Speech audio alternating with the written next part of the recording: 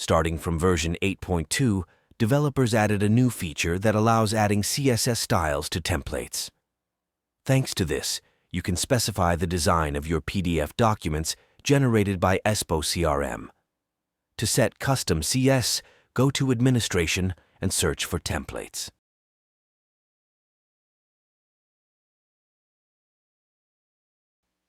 Create a new template or edit an existing one.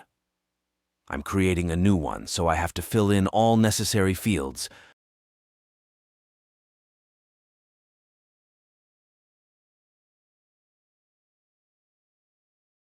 I'm pasting a tag for the name field into the body because I want to print the name of the task on the PDF. Now you have to scroll down, and at the bottom, you'll find a field called Style.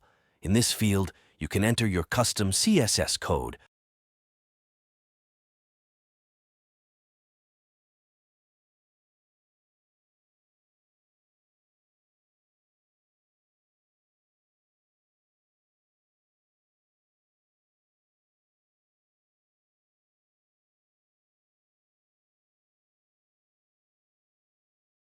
Now you can save changes and generate a test PDF file.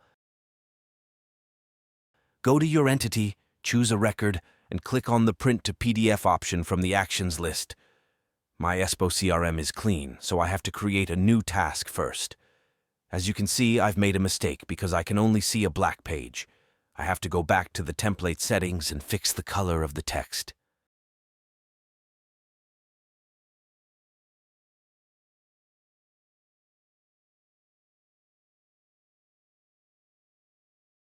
Okay, now you can see that my PDF file contains white text and a black background. Alright, you've just learned how to create PDF templates in EspoCRM with custom CSS styles. Now you can design your PDF documents exactly how you want them.